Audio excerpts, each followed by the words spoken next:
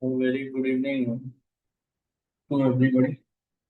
Let me just quickly start what the revision for foreign NPV, APV, and what? Tell me the other small parts. Are there other, right? NPV, I think now you are very comfortable with using the formula of is equal to NPV, correct? Right? So is equal to NPV. Do you give reference from 0 year up to end of project or from year 1 to end of project? Tell me. First percentage, then what? Tell me. 1 to end of project and then adding the 0 year investment to it. And make sure that you write what? The initial investment in negative and all other at positive. Correct or not? Have a look. Right? If NP is positive, obviously accept the project, negative, reject the project. Correct? Right? Then we have done extensive. I think at the start we did a lot of extensive what practice of the timing of cash flows. Correct. What is now or today start of year one, end of year one or start of year two, end of year two or start of year three. All these what notations. Then IRR and MIRR. First thing that we did was IRR. IRR has two methods. One is pen and paper method, but now pen and paper method becomes what defunct. Correct. So directly you can do in spreadsheet is equal to IRR. Correct. That is there. Then the IRR is greater than COC, you accept the project. IRR is greater than or less than COC, you reject the project. But one of the basic assumption of IRR is of reinvestment. Correct? Reinvestment happens at IRR rate. That basic assumption has a problem or has a flaw, because of which what happens? Tell me. There is a lot of problem that is there. So you take basic what reinvestment happens at the cost of capital rate is the assumption that is taken on which MIRR is built, right? MIRR, we did a lot of different methods of solving MIRR.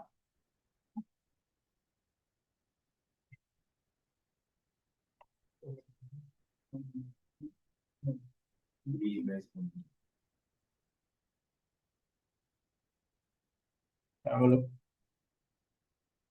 So at the start we did MIRR. Here is MIRR. MIRR में you could find the answer of MIRR by two methods, correct? One is the logical method where you go on reinvesting every year cash flow at the cost of capital rate. Have a look. I have reinvested the capital or the cash inflows at the cost of capital rate, right? Right. So basic MIRR is what? All these inflows will have to be reinvested at the cost of capital rate, correct? You take the future value of this and compare it with the 2000. So total of what future value, correct? And 2000 is the initial investment. You get a rate of return that is 5167.24 divided by what? 1000 minus 1 gives you an MIRR. This is the MIRR. But the easier way to find out MIRR is through a formula. MIRR then give the reference of the what? Cash flow, comma the finance rate, right? And the reinvestment rate. Finance is the borrowing rate, right? If there is any outflow, उस पे borrowing rate लगेगा, correct? And if there is any reinvestment rate, reinvestment will happen at that rate, correct? So this is the logic of what MIRR. IRR is a bit different because IRR assumes that everything will be what reinvested at the IRR rate. Correct है क्या? देखो जरा, right? So this is how MIRR is to be calculated, right? MIRR formula, I think I must have written it here also, right? So refer Excel for answer. देखो जरा इधर. I must have written logical method and is equal to MIRR borrowing rate or finance rate comma reinvestment rate or your ये जो जरा debt rate मतलब क्या? Deposit rate, correct? Right? This is also one formula, but I don't recommend this formula at all. This is my way of calculating it. This is much more better than what happens here, correct? So yeah, better है, right? Then we have annuities and perpetuities. I think annuities and perpetuities में business valuation के time पे those annuities and perpetuities kick in, correct or not? The annuity starting later or perpetuity starting later only is something that is way too important in this, correct? Perpetuity or annuity में, right? We have what? After certain point, you will get some money that will be what? Or you have this what business valuation में first 3-4 years में क्या होगा? Tell me. You have certain different cash flows. Then from fifth year, it will get perpetual. That is correct. तो वो perpetuity वाला formula, perpetuity starting later में generally we took what? Perpetuity factor. No one has this perpetuity factor. No one uses this. I only use it, but it gets very easier with this in the picture. Correct. So let's say negative 1000 and then 500 to third year to perpetuity is 500. So what you do? You take first the perpetuity factor. 1 divided by 0.15 is the discounting rate. Then you take what? This is the perpetual factor bought up to second year. Then the second year discounting factor, you take it to 0 year. Have a look. This is how I have taught it over the period of time. Correct. Third year से शुरू हो रहा है, so you put second year का discounting factor here and put a perpetuity factor. So basically, when you're finding the present value, you find what? 650 into perpetuity factor into the discounting factor gives you 0 year का value, right? I hope wherever you have done class, I think a lot of you are from what different locations, correct? Wherever or whatever you have done, if you are very comfortable with this, it is okay, right? If you are not, you can use my, no problem at all. The easiest method of them, correct? Now, when there is perpetuity with growth, we will do perpetuity factor now 1 divided by discounting factor minus the growth, correct? Have a look, right? Then going ahead, you could do any whichever way. Fourth year perpetuity to what? So it should be first cash flow of the perpetuity with growth that should be taken divided by what? Tell me. The discounting rate minus the growth rate, right? I should not be even teaching this, but you never know, right? Where what, somewhere what will go wrong, correct? Have a look. Then full-fledged NPV, we did certain questions, correct or not? There is something I actually use full-fledged NPV, but I taught you what? Do you remember direct and indirect method? Or profit approach and cash flow approach also, correct? Right? So how does that work out? Tell me. Indirect method में what do you do? Do you go to profit and then come to cash flow, or directly tell me you use cash flows? Tell me. Direct method में direct cash flows, but indirect method में what you do? First you go to PBIT, correct? Then you reduce interest, then you reduce tax, and then you add depreciation, right? But if I tell you that it is a FCFF approach, will you deduct the interest? Tell me. Which is there tomorrow, what we are going to do, correct? Interest, right? Indirect and direct. Direct and indirect method you can find. I have done one question of both. देखो इधर direct reshuffled also is there. You have direct method NPV format, right? I must have done indirect also. ना indirect नहीं किया था, direct method का NPV format किया था और direct shuffled किया था. I think आगे indirect method आ जाओ जरा. shuffled याद नहीं क्या? देखो, अरे हाँ, तुम लोग के टाइम में नहीं था ना डायरेक्ट शफल्ड, करेक्ट और not? Where what we have done, tell me. क्या क्या था भाई डायरेक्ट मेथड में? Generally operating cash flow, tax, initial investment, tax sheet. इसमें क्या किया मैंने? टैक्स ऊपर ले लिया, correct? So you get net operating cash flow after tax. Then you do initial investment, scrap value and working capital. For you in the exam the most famous is your indirect method. बराबर है क्या? देखो जरा indirect method. Do net operating profit before tax, then you do corporation tax, get net profit, operating profit after tax, correct? Then you add back depreciation, right? Then you go to net operating cash flow after tax, initial investment, scrap value, working capital, investment gives you net cash flow. If it is FCFF, then iske baad your what other things will also come up. If there is any non-current asset that is added or something of that sort. See, the logic of my class was correct. I made you so used to all these cash flows, discounting, and all those other stuff that by the time I reached business valuation for an NPV or what APV, you were very confident with how the cash flows will work out. So what did I do? Have a look. I took up everything that was there, correct? One by one, right? So depreciation, right, could be asked in WDV. In WDV method, right, what will happen? You will have either you could use this depreciation directly to find PBIT, or you could use this TS on TAD. TS on TAD direct method, right? And depreciation at 20%. This would be used in what? Indirect method. Now, last year ka, if there is any balance that is here and scrap value. So I took that also 3 parts. If scrap value, so 8192 is the opening balance. Scrap value is 5000. Then what will happen? Loss on sale of machine. Correct or not? That loss is nothing but on that depreciation savings or tax savings will happen, right? And if it is a profit, correct, then on that you will pay extra tax, correct? I have given each and every detail here, correct? In WDV method, if what is asked? Depreciation. Then on SLM basis, if depreciation asked, in SLM also there are two types. The type 1 says that was normal SLM basis will work, correct? Here at the end there will be no balancing charge or balancing allowance, because every year depreciation will be same, because depreciation you are calculating by the formula what? Initial investment minus scrap value divided by number of years, correct? So it will face up. But there was one more question, type 2 question, right? What was the type 2 question? Tell me. Have a look. ये एक था type 1. एक minute. हाँ, useful life for 10 years, depreciation SRM basis नहीं. हाँ, Talam company में there was one question. It said depreciation allowable on SLM basis at 15%.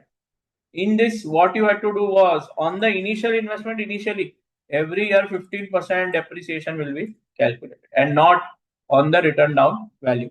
At the end year, you may have balancing charge or balancing allowance, correct? So this is one way of what depreciation being taken care of. In one of the question, there is 100% depreciation in first year, correct?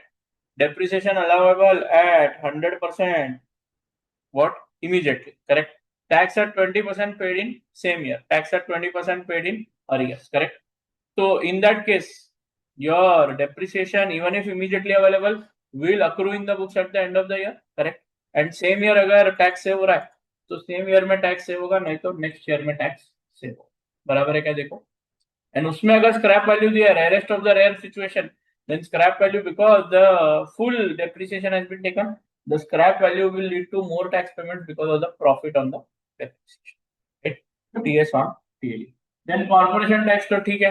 हाँ, but corporation tax में there is one problem. If there is loss, that is PBIT, right? Loss में, correct? In that case, you will have to do what? Tell me. Carry forward का basic assumption है. If they say carry forward, then carry forward. But if they say that there is sufficient profit to cover the losses, correct? In that case, you will take what? Tell me. Tax savings you will take, correct? Because of the losses. But whenever in question, I'm telling you before only, whenever in a foreign NPV question or any NPV question, if there is a PBIT में loss, make a working note for taxation. उसके बगैर काम करना मत, because you'll have to carry forward the losses. Carry forward the losses ahead. Now see here, tax on profits indirect method. Have a look. How does it work out? देखो जरा. 5000 का there is profit, 7000 का loss, correct? But ये वाला तो नहीं है. Type 1 देखो जरा. 7000 अकाउंट नहीं है. Type 2 nothing given. हाँ, ये रहा देखो. Here, how is it working out? देखो, ऑपरेटिंग प्रॉफिट बिफोर टैक्स है, उसमें लॉस है, correct? So this loss how will you take care? Here you deduct it, carry it forward 8000 on this, right? Tax will be calculated. So tax paid at 25%. This line will go in the exam, correct? Losses can be carried forward indefinitely, and always whenever you have losses, make working note for calculation of tax. उसके बगैर आप आगे जाओ मत. Working capital investment तो क्या ही बोलना, right? कितने सारे मेथड है. I think 4-5 methods till the end we have done, correct? So as a percentage of sale दिया गया है, correct? So first as a percentage of sale what you do? Sale into 10% every year. तो first year का sale 0 year में working capital is introduce. Second year का sale first year के end पे. Third year का sale second year के end पे. First you will calculate the balances. If nothing is given in question, you will assume that working capital will be repaid at the end of the period. But business valuation में चलेगा क्या? नहीं. Business valuation में this, but हाँ, foreign NP में can you take that assumption? Then you take out working capital investment. How do you take out working capital investment? 0 year में तो this 2500, then only additional 1000. How do you get additional 1000? this 3,500 minus what? 2,500, correct? Then if there is reduction in sale, so working capital repayment will happen, and at the end, the full repayment will happen, correct? If they say that don't get the repayment of working capital or keep this balance only constant, yeah, बराबर है क्या? देखो जरा, फिर दूसरा एक type का question था, याद हो तो, right? Working capital is 12.5% of sales. You have both the methods, correct? I think method 2 was always workable, correct? वो easy है, right? As a percentage of sales plus advance working, क्या बोलते हैं? First year में 20% of sales in first year is the working capital. In subsequent years, the project will require an additional or a reduction in working capital of 10% for every $1 increase or decrease in sales revenue. बराबर है क्या? So in this case, what will do? First year 20%, then difference निकालोगे 2 साल के cell का, correct? देखो जरा, right? And you will do 10% of that. बराबर है? ओनली इंक्रीज लोगे, अगर बैलेंस लेना है तो आपको इधर, बट इधर इंक्रीज लोगे तो ज्यादा बेटर, करेक्ट है क्या? देख लो जरा, आ जाओ, इसमें आपको बैलेंस का वर्किंग करोगे तो ज्यादा बेटर रहेगा, या दोनों में का डिफरेंस निकाल के भी आंसर निकाल सकते हो क्या? Why not? बराबर है क्या? ये मेरे हिसाब से बेस्ट है, दोनों में का डिफरेंस और 10% काम करता, correct? Then at the end working capital as और एक एडवांस वर्किंग क्या है? ये 10% आई थिंक सेम ही है, इसका मैंने और तीसरा मेथड बताया हुआ। फिर at the start given and later on it grows by the inflation rate, अलग अलग इन्फ्लेशन रेट दिए उससे ग्रो होगा, this is not a very big challenge, correct? फिर उसके बाद working capital balance given in question, ठीक है, बैलेंस दिया तो आपको इन्वेस्टमेंट निकालना है, that is also okay. I think इसके बाद का सारा चीजें ओके, ओनली दैट वन और two difficult questions that are there. फिर we did something called as a sensitivity analysis, इधर होगा भाई sensitivity analysis, depreciation, corporation tax, ठीक है, direct method, indirect method, what is to be done, आप note पढ़ सकते हैं। Sensitivity analysis is what is the percentage measure of change in a variable, that is selling price, variable cost, fixed cost, contribution, discounting rate, initial investment will lead to NPV going to zero. NPV divided by present value of variable cost और variable after tax. Generally आपको सारे variable after tax लेने के। Sensitivity of discounting rate is nothing but IRR minus discounting rate. What happened? They will add back tax deducted. हाँ, tax deducted, add back.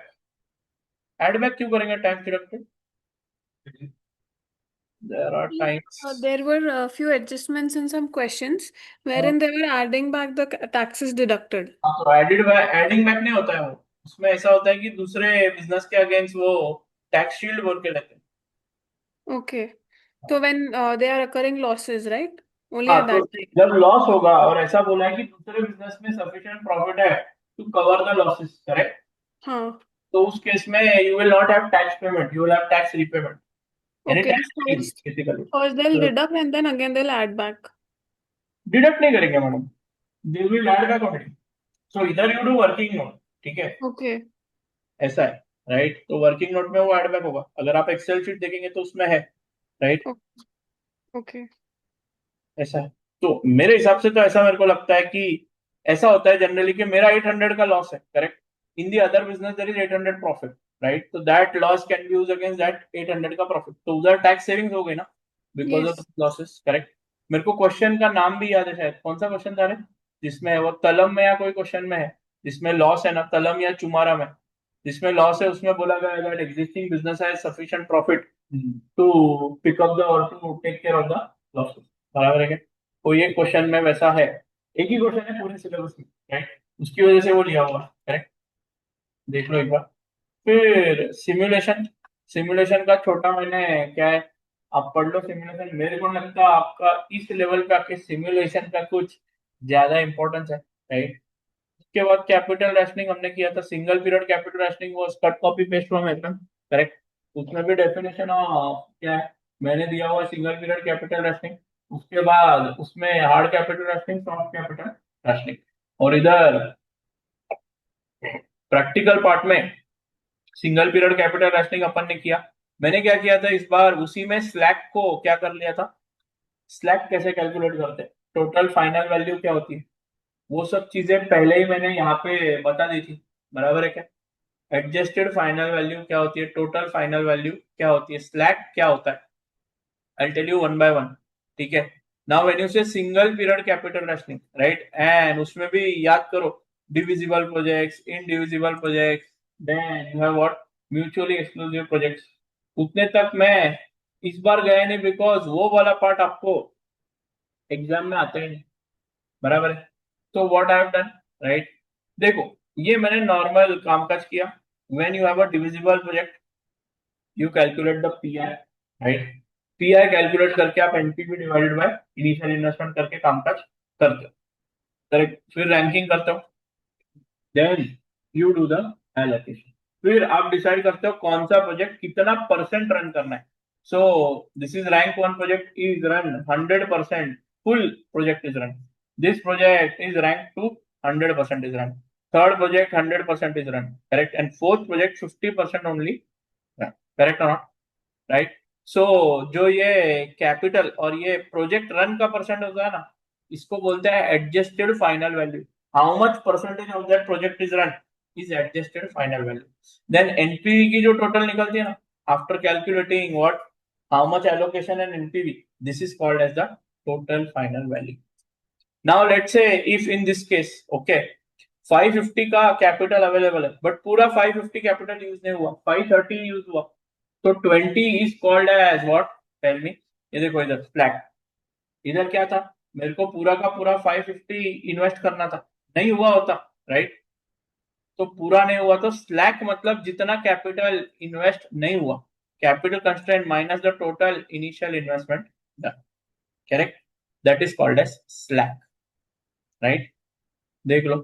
फिर multi period, देखो single period capital rationing में क्या होता है, एक ही साल में there is a shortage of capital. But when it comes to multi period capital rationing, there is a what, shortage maybe 2 or more than 2 years, correct or not, right, right. So have a look, right. If those are divisible project, correct, then what happens here, simultaneous equations are used, right. Your percentage of project run is the unknown, correct or not, right. You know the initial investment, the initial investment has a constraint of what, capital, right. Have a look. First year का capital constraint is, or maximum capital that you can use is 1250. Second year का is 200, correct. And then NPV, you want to maximize this NPV, correct or not. So maximization function is the NPV function. So NPV, this into how much percent is your what, tell me, project run. This into how much percent is your project run. This into how much percent is your project run. This into how much percent is your project run. This into how much project. So if I say A, B, C, D, E, F, so 63A, 112B, 152C, 200D, 215E, and 120F is the maximization function. You want to maximize the NPV. Total final value has to be maximized. Correct or not? Tell me. Then adjusted final value is how much proportion run. That is unknown. So with that, how much project ka percentage is run? Initial investment ka constraint can be met. Two constraints: 100A plus 200B, 300C, 400D, 500E, and 250F is less than equal to how much? 125. Then 50 second year का जो है 50A, 70B, 0C, 150E and or 150D, 25E and 10F should be less than equal to 200, correct. So that is how the two constraints will work out. So unknown वाले percentage of project that will be run, this is the constraint functions, correct. Constraint function for year 0 what, capital shortage. Constraint function for year 1 capital shortage. And A, B, C, D, E, F, obviously, right, will be greater than or equal to or should be equal to, because negative में no project can run. That is non-negativity function. Then you have the maximization function, NPV into this. This is called as, इसका total will be called as total final value. Correct. In certain questions, no, the adjusted final value, that is the proportion of the projects run, are given. So with that, multiplying it with the initial investment, correct, you see whether 1250 से कम आता है क्या, right, or how much investment is done in first year, second year, whatever is the difference between that and the capital constraint, how much you are utilizing and capital constraint will be the slack that is there. Because these kind of questions are asked in exam, don't be surprised, right. अगर multi period capital rationing, simultaneous equation नहीं आएगा, I can tell you for sure, right? So आया तो two types of questions can come, एक तो simultaneous equation, to make the simultaneous equation that is maximisation function your what constraint function, non-negativity function, तीनों function बनाने को आएंगे if it comes. But if I would have been an examiner, I would not ask that. I would give you that in the question, correct? That 2 year का project something something, correct? This is the what constraint का two fractions I will give you, correct? I'll give you what non-negativity function. I'll give you maximization function, correct? I will give you the adjusted final value. That means proportion of the projects that are run, and I will ask you calculate slack. I will ask you calculate total final value. If you don't know what is slack, what is total final value, it is your loss. It is very easy. But if you don't know the logic of it, I know a lot of students. I'll tell you my thing.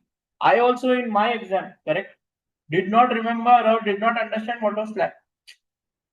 Slack समझ ही नहीं आया तक कि what is slack, what is adjusted final value. For that, if you have not yet done it, correct, तो इधर नीचे देखो I have what given definition of each and everything with what hard capital rationing, soft capital rationing का definition, and what are the three things that are there. What is slack, what is adjusted final value, what is total final value. Then there is something called as discounted payback period, right? In discounted payback period, what do you do? Cumulative discounted cash flows you find and try to find the discounted payback period. Duration of a project. Duration of a project is comparatively easier. Have a look. Time value plus what? Full life of project. So better than your what? Discounted payback is your duration. How do you calculate duration? Have a look. Do we have a duration for sheet here? In this batch, so I have done duration at the very end. पूरा एकदम and में वो एक ही, because that one part I leave almost because without understanding bonds. हाँ हाँ Afif का question लिया था क्या? Okay, लिया हो, right? So how do you calculate duration? You find the present value of cash flow, then multiply the present value of cash flow. One is you find the sum of the present value of cash flow, correct? And then you do what? Tell me. Find the or make one more row of present value of cash flow into the year. So you more weight that you provide to it, more risky it is, correct or not? So add them, right? And then divide what 18408, that is your total of your PV of cash flow into weight divided by 6461 gives you duration of the project, correct? This is how duration works out. Yield curve theory we'll do at the end, ठीक है? Yield curve theory क्या है? We've done yield curve theory quite in detail, right? वो इस case में भी आया था क्या रे? Tell me. Yesterday only we did this basics of forex, rule 1, rule 2, correct? Triple PT, that is there. Then rules of forex, right? So that is something that is there. The only thing we did not do there was the triple PT theory. Triple PT theory मतलब क्या है? Tell me. It helps you purchasing power parity theory. It helps you find the expected spot rate after year 1, year 2, year 3, which will be used in your forex what calculation, correct? तो एक 2-3 अलग अलग calculation या question किए थे triple PT के, I remember different different questions here. हाँ सबसे पहले तो आप ये देखो, आ जाओ जरा. फॉरेन एनपीवी का format should be something that we should consider. अब ऑफिस कंपनी क्वेश्चन लिया था क्या हमने? अपना question, okay. Must have taken, right.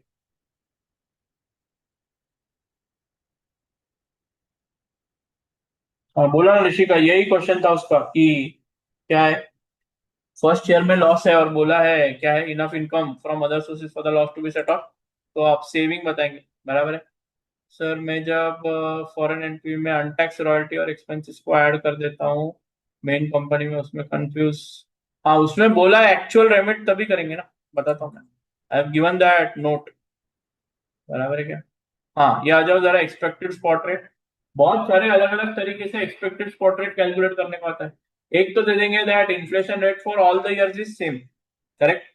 तो आपको क्या करना है, इन्फ्लेशन रेट मल्टीप्लाई करते करते, ये देखो ये long cut method, right?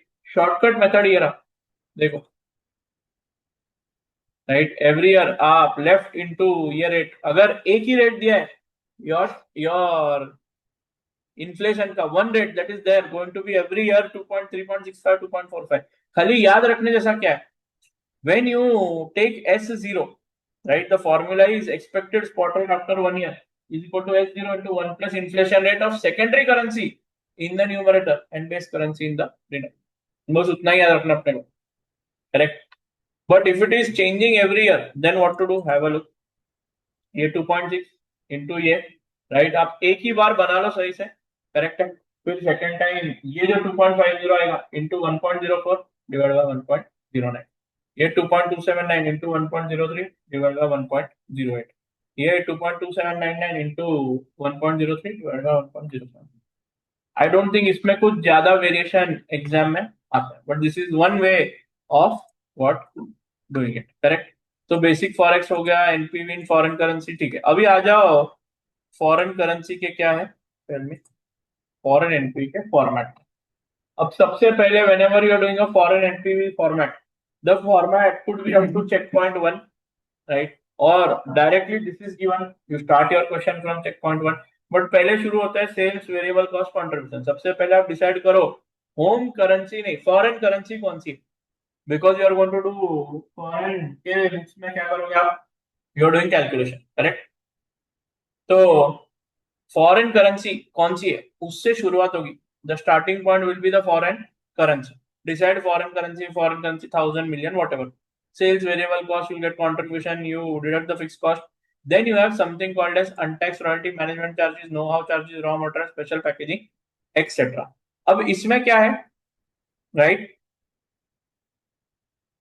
But we are doing analysis of foreign operation, so we need to convert this, right. इधर आपको इसको फॉरेन, इसमें अगर ये होम करेंसी में दिए तो इधर लिखते वक्त spot rate, expected spot rate पे you have to convert it and bring it to what, the foreign currency. अगर फॉरेन करेंसी में दिए तो सेम फॉरेन करेंसी में continue, correct. Then comes the part of depreciation, ठीक है। हो गया net operating profit from foreign currency operations in foreign currency before tax. फिर इधर लगाएंगे tax at foreign country tax rate, बराबर है क्या, देख लो जरा, कोई प्रॉब्लम इसमें, देख लो, right. So this is how it is, right. Then option one paid in same year, option one paid, फिर एड बैक करो डेप्रिसिएशन। तो इधर मैंने लाइन ऐड नहीं की, बट एड बैक डेप्रिसिएशन करने के बाद this becomes operating cash flow after tax, बराबर है क्या, राइट, हो गया। फिर scrap value in foreign country if any given, then working capital investment required in foreign currency, correct, ये हो गया, देख लो एक बार। ये मैंने याद दिया है कि this is net operating profit in foreign operations in foreign currency after tax, बराबर है। उसके बाद ये डेप्रिसिएशन ऐड होने के बाद NOPAT in foreign currency, correct, plus depreciation right, gives you net operating cash flow after tax in foreign currency. क्योंकि ये वर्ड कुछ कुछ क्वेश्चन में यूज हुए, अगर आपने देखा, अगर आपको ये छोटे छोटे चीजें मालूम नहीं है तो आपका क्या ऐड करना क्या डिडक्ट करना, उसमें मेरे स्टूडेंट की किधर गलती नहीं होगी, मैं छाती ठोक के बोल सकता हूँ। हाँ, अपने स्टूडेंट को sir net operating profit before tax के बाद क्या होगा डिडक्ट, क्या होगा ऐड, वो कभी नहीं बोलना पड़ेगा, राइट। या पीबीआईटी में कुछ ऐड करना है तो should I add before tax और आफ्टर टैक्स, पीएटी में कुछ ऐड करना है तो should I add before tax या आफ्टर टैक्स, मेरे स्टूडेंट को प्रॉब्लम नहीं होगा, I am very damn sure, because इतना डिटेल में एक एक डायरेक्ट और इनडायरेक्ट मेथड को करके दिया है, that you should be very comfortable with that, right. At least मेरे को मालूम है दैट इतनी सारी चीजें करवाई हमने, right, that should not go wrong. Then you get what, net cash flow in foreign currency, you get the expected spot rate converted into main company currency, generally मैं यूज करता हूँ, आप लोग कुछ और denote whatever annotation use करते, you can name it as you want। Then there is extra tax payable on profits remitted, now here comes a working note, right, this should not be done without a working note at all, this arises, यानी extra tax paid arises only when, इधर देखो एक table भी बना है extra tax paid का,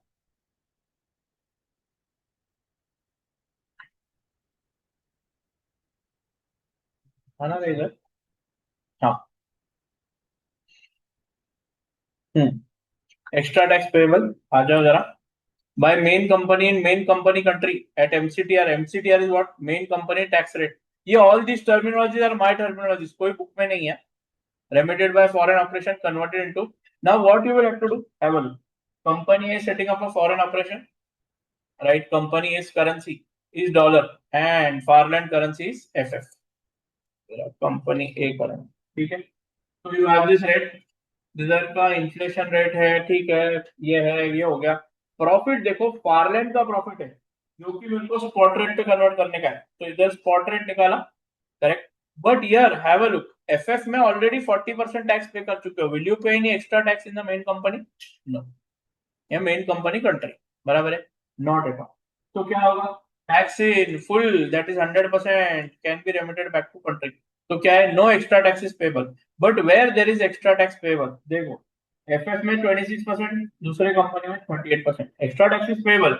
but पहले क्या करना पड़ेगा? एफएफ का टैक्स, वापस बोल रहा हूँ, यार you have to take profit before interest and tax, या प्रॉफिट बिफोर टैक्स, खाली profit before tax, interest deduct करके profit before tax from above you have to take in the working note. Then you have to tax that at 26% in that foreign country. Take the how much is tax is payable there. फिर expected spot rate के हिसाब से that profit should be converted into home currency. फिर उसके ऊपर at home currency पे whatever rate tax is there should be calculated. Then your tax credit, the tax that you have paid here, again convert it into home currency and take it as what? DTAA. Direct tax avoidance agreement में you will get this as tax credit, and extra whatever is there is payable in what? Tell me. This line finally will go into your answer. My student, I am very confident that either 100 net 200% everything will be correct. If the remittance is less than 100%, then you have to do the calculation, correct? But only provided company में extra tax है, तो how much ever is remitted उतना remit करके लेके आ जाओ, correct, and accordingly do the calculation, right. Have a look, you can go through this working note or Excel sheet. Once all the possible options that can come up have come up here, right? Then आ जाओ जरा DT double है तो ठीक है, working note for extra tax payable, ठीक है, I think this is okay. Now come to that untaxed royalty. एक मिनट के लिए अनटैक्स रॉयल्टी में आ जाओ. What is untaxed royalty? देखो जरा,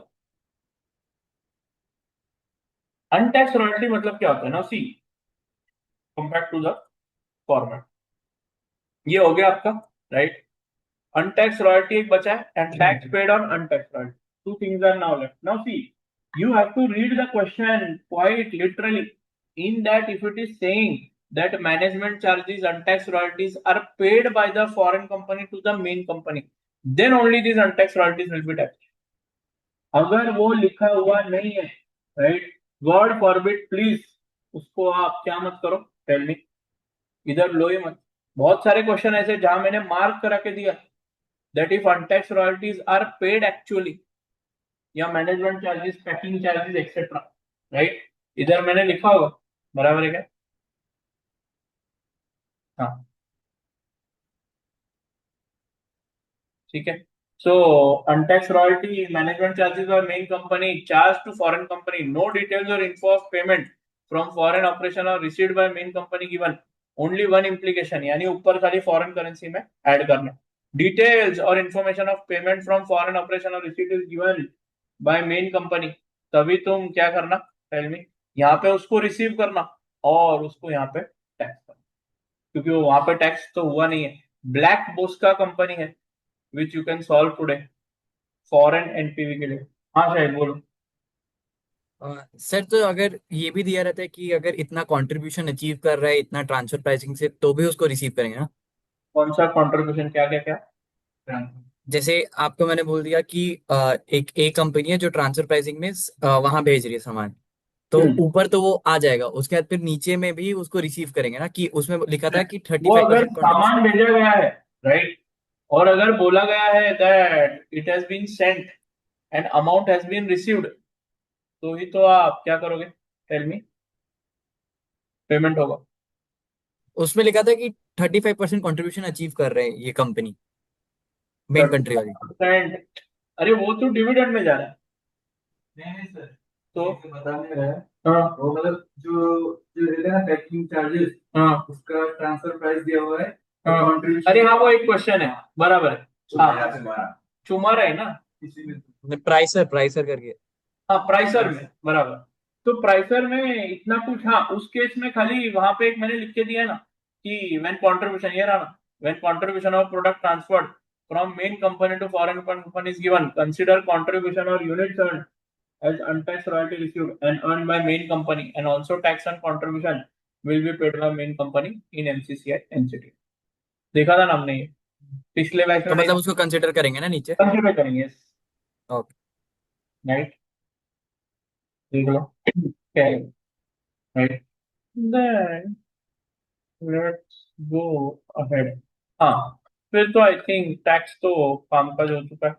with this I think foreign entry में खास कुछ, हाँ, कॉस्ट ऑफ कैपिटल जब होगा, ये अब कॉस्ट ऑफ कैपिटल जो है, राइट, मैं आपको बताता हूँ कि जनरली फॉरेन कंपनी या फॉरेन कैश फ्लो होंगे, राइट। एस्टिमेटेड क्या है, स्पॉट रेट होगा, मेन कंपनी, ये जो हम लोग नॉर्मल करते हैं, और अगर हम मेन कंपनी के अंदर करते हैं तो कॉस्ट ऑफ कैपिटल भी मेन कंपनी का ही लेंगे। But when there is a foreign net cash flow, और आपको बोला है फॉरेन एनपीवी निकालने को, बराबर है, तो आप क्या कर सकते हैं, टेल मी। बट उसको कन्वर्ट किस में करना है, राइट, उसको फॉरेन में ही आंसर या मेन कंपनी में खाली कैश फ्लो को कन्वर्ट करके आंसर निकालना है, तो आप क्या है, discounting rate cost of capital main company का यूज कर सकते हैं। और main company cash flow taken differently, तो उसको मेन कंपनी, यानी देखो फॉरेन का ही बोला तो फॉरेन के ही कैश फ्लोज लगाने, बराबर है क्या। देखो फॉरेन एनपीवी अगर पूछा, कुछ कुछ क्वेश्चन में सिर्फ फॉरेन एनपीवी पूछते हैं, ठीक है, यानी फॉरेन कंपनी का ही, तो उस केस में उधर फॉरेन कंपनी का ही क्या लेने का, कॉस्ट ऑफ कैपिटल, राइट। जहां कहीं भी आपने कन्वर्ट किया और यूज किया, करेक्ट, तो आपको वो ये करना। प्रोसीजर फॉर फॉरेन एनपीवी मैंने पूरा दिया हुआ है, आप ये रीड करके पूरा का पूरा क्या कर सकते हो, क्वेश्चन को सॉल्व कर सकते हो, ठीक है।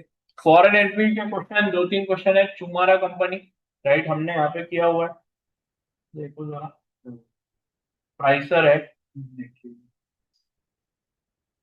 मैक्यूअर है, ये देखो, एक तलम भी है ना, नहीं तलम इसका है ना एपीवी का,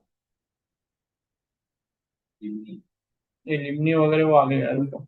इधर ब्लैक बॉक्स का मैंने किया हुआ है, और हमने चुमारा और ये क्वेश्चन क्या किधर डिस्कस किए थे, ठीक है, ब्लैक बॉक्स का हुआ है, राइट।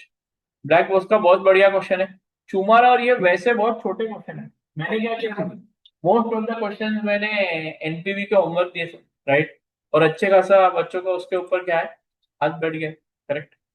तो अगर आपको सारा रिवाइज करना है, आई वुड रेकमेंड कैलकुलेट और डू प्राइसर कंपनी एंड चुमारा कंपनी, चुमारा नहीं सॉरी, ब्लैक बॉक्स का कंपनी, तो आपका सारा फॉरेन एनपीवी रिवाइज होगा। Can I go at guys, बोलो। एक्सेल आपको दिख रहा है ना क्या? उसके बाद आ जाओ बेसिक डब्ल्यू है, इधर ही तो दुनिया का प्रॉब्लम है, बराबर है क्या नहीं? क्या है, बट इसमें अभी देखो आप, व्हेन यू सॉल्व एटलीस्ट इधर जिन्होंने किया है, when you solve now questions of risk adjusted WACC या आपका एपीवी, उतना आपको प्रॉब्लम आता है क्या, बताओ मेरे को। एपीवी में गलत हो गया कुछ, फाइनेंसिंग इफेक्ट और something of that sort, right. हाँ, you will take of main company. Yes, if you are getting the NPV in main company currency has been asked, then main. But if foreign NPV is asked, then foreign cost of capital. Correct?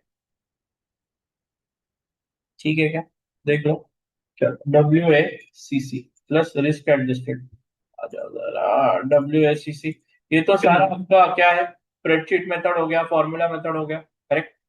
तो to three different what, अभी WACC calculation तो आपको as a main question कभी नहीं आ सकता, right. Sources of finance आपके पास equity है, preference है, डेट है, general equities ownership in the company, preference है what, flavor of both equity as well as debt, it has what, it is a share, but it has compulsory debt payments at a fixed percent, compulsory dividend payments at a fixed percentage only if there is a profit. Then debt क्या है, long term debt, correct, debt is amount borrowed by a company and hence no ownership or voting rights, you pay interest to them, correct or not. tax savings occur, right? Then generally redeemable in nature, your equity, debt, right? Then cost of equity you calculate by DVM method. Now, but DVM method, I don't think in any question DVM method is at all used, correct? KE without growth and KE with growth, correct or not? CAPM and KI, that is KE geared. This one is something that is very important, and CAPM also is important. But DVM approach I have not seen too much being asked in AFM, right? So KE without growth is nothing but KE is equal to D1 upon P0, and KE with growth is KE is equal to D1 upon P0 plus G, correct or not? That is how it is. Then coming to CAPM, KE by CAPM method is what? KE is equal to what? Your RF plus beta into RM minus RF, याद है क्या? Right? In that assumptions of DVM छोड़ो, वो सब भी ठीक है. या जो cost of debt है, cost of equity DVM, KE by CAPM. अगर CAPM में what is the basic logic? There is unsystematic and systematic risk. Unsystematic risk can be diversified using what? Tell me. Your diversification of portfolio, correct or not? And then you have market risk which cannot be completely eliminated. Hence, you try to measure it by beta and include it in all your calculations. Then you have the CAPM ka story. CAPM ka story says if you have 100,000 and if you want to invest without any risk, then RF rate can be used. But if risk is to be factored in, correct, then beta can be added, correct. So if you want to go into the market, then you will get RM. But for going into the market, you will get some market risk premium or equity risk premium, which is nothing but RM minus RF. So you'll get basic RF plus RM minus RF. But how much is the difference in change in market which leads to change in shares prices is nothing but beta. So you include beta. So RF plus beta equity or beta equity of component to RM minus RF. That is how you calculate KE or expected return of a stock. Correct? By CAPM. Correct है क्या? Then weights of WACC generally market value only to be used. ठीक है. Theories of cost of capital, उसमें gearing क्या होता है? Gearing is basically two types. Gearing as a financial or as a ratio, that is financial gearing, and gearing as a percentage of total cap, right? Debt is to equity or debt divided by debt plus equity, right? दोनों तरीके से लिया done it. Correct. Theories of cost of capital gearing. You have three theories: traditional theory, Modigliani and Miller, and Modigliani and Miller theory with tax and without tax. पहले without tax and traditional से simple. Initially, debt is very good for the business, correct? But very high debt is not a very good thing. And when there is no gearing at all, right? WACC is equal to K as debt is equal to 0, right? The value of the company traditionally initially goes up and then slowly it falls as the WACC goes up once the debt is increased a lot, right? But when it comes to M&M without tax, it says take debt, take equity, we don't care. WACC will remain constant, value of company will remain constant. But coming to M&M with tax and M&M proposition 2, M&M proposition 2 says as the gearing increases, correct, your WACC will fall, and there is no way that WACC can rise again. WACC will keep falling, and almost reach KD1 minus tax rate, and KE will go up as gearing increases. So by proposition 2, you calculate KE. This M&M proposition 2 या M&M with tax helps you calculate what? KE by proposition or KE by M&M proposition 2. बराबर है क्या? देख लो जरा. Right? In this case, we got the formula KE geared is equal to KI, that is KE ungeared, plus KE ungeared is KI ungeared, that is nothing but WACC, plus bracket में KI minus KD into 1 minus tax rate into VD minus VE. Right? Have a look. That is how it works out. Right? You have a KI that is ungeared. You gear it by adding all this. Correct or not? Have a look. So KE geared will always be higher than KI, that is KI is ungeared KE. Correct? So this can help you what? If you are changing your capital structure, it will help you what? First you do what? De-gearing of the KE, right? So KE geared ko ungeared karo at the old ratio, and then again gear that KI, and the new ratio can be done. I have taken 1 or 2 questions where I have taken change in ratio also. तो change in ratio को भी हमने क्या किया है? Calculate किया, बराबर है कि right. It also helps you to get KI ungeared जो आगे APV के अंदर यूज होता है, correct, right. Then growth rate by DCM approach, याद हो तो growth rate we calculate. How do you calculate, right?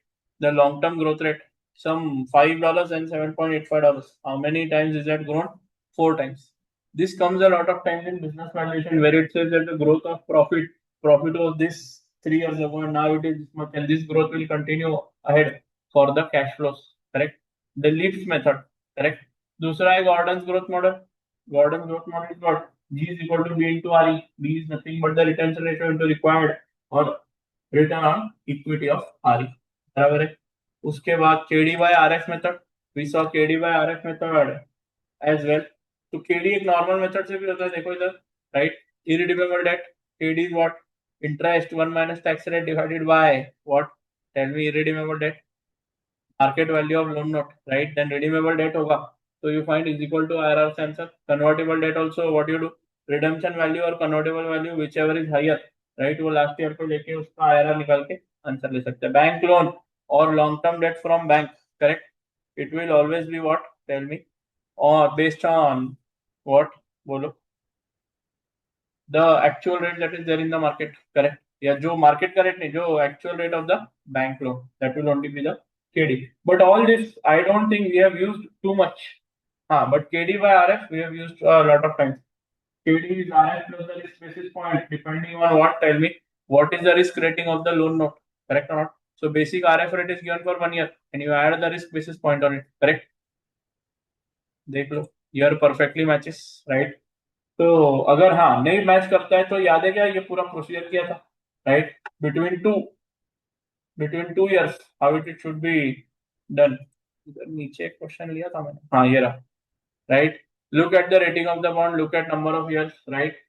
अगर ऐसा है तो क्या करेंगे? Generally basis point should be divided by 100, right. So 6% plus 37 by 100. But if the years are between, that means 5 years given, 10 years given, and you have to do 7 years, ऐसा कुछ अगर होगा तो आपको क्या लेना पड़ेगा? स्टार्टिंग के ईयर का लेना पड़ेगा, करेक्ट. प्लस 5.2 इंटू 126 प्लस 7.6 बाय 100 क्या है क्या? ये कैसे निकाला देखो जरा. बिटवीन 2 years निकालना है आपको, बराबर है. तो दिस 149 माइनस 126 बोथ के डिफरेंस डिवाइडेड बाय ईयर का डिफरेंस इंटू 8 माइनस 7, राइट. कितने साल आगे जाना है? सॉर्ट ऑफ इंटरपोलेशन के मेथड के जैसा ये आंसर था. एक बार आप देख लो, ये मैं कितना भी क्या कराऊं, आपको रीड करवाओ या बताओ, जब तक आप इसको सॉल्व नहीं करेंगे तब तक आप समझ नहीं पाएंगे, राइट. लोअर ईयर के आगे आपको 3, तो पूरा एरिया कैलकुलेट करो, लोअर माइनस हायर करो, n माइनस लोअर ईयर करो, वो आप एक बार देखो, आपको आ जाए. When can existing WSEC be used in a project? अभी देखो ना, when you move from WSEC to APV, बहुत ही gradual move है, correct. That I have given what 4 conditions. What are the 4 conditions? New business and the existing business should be the same. That is, business risk is same, right? And the weight of the debt and equity of existing and new business should be same.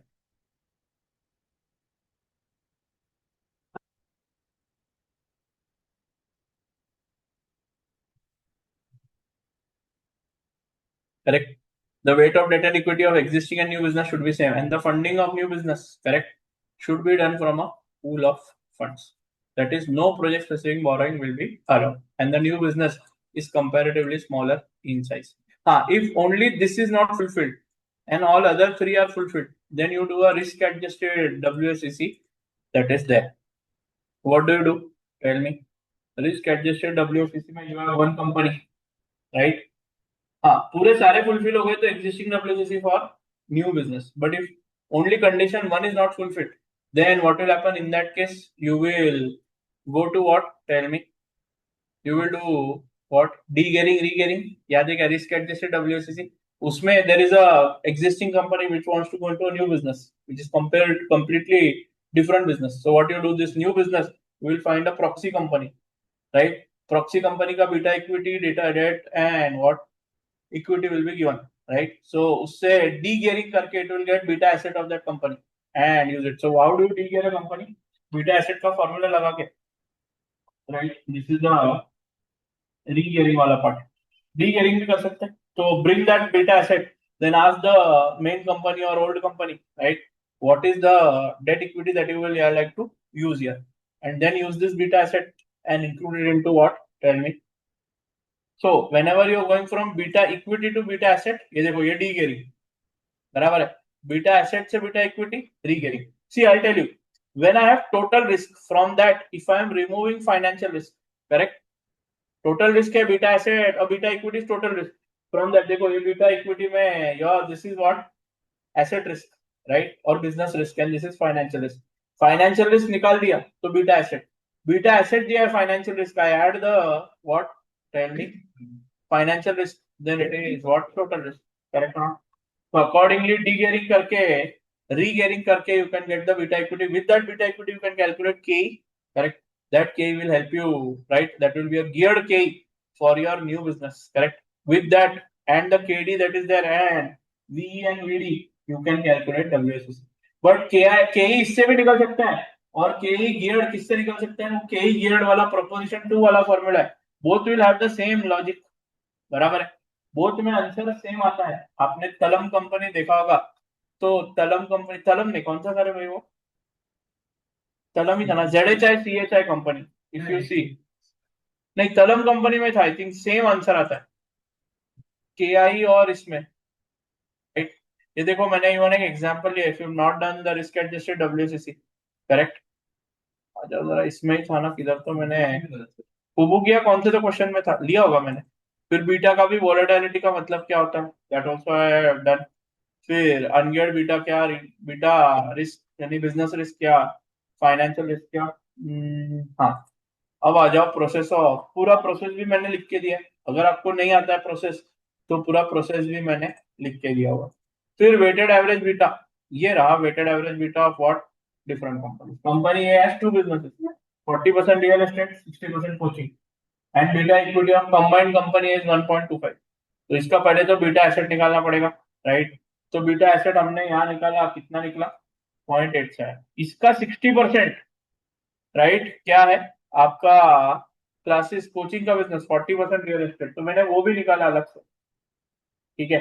कि 40% इधर मैंने क्या किया, ये beta asset मैंने एक और company दी जो सिर्फ कोचिंग बिजनेस में, उसका 0.725 बीटा है, तो मैंने इसको इधर 60% of beta asset of what? Coaching business में ये 0.725 लगा दिया, करेक्ट? और फिर मैंने फाइंड आउट किया कि ये जो मेरा दूसरा बिजनेस है, कौन सा? रियल एस्टेट का, उसका बीटा हाँ ZHI कंपनी, करेक्ट? तो if you have not done this kind of questions, kindly do it. ZHI company is the question where this kind of question is there, right?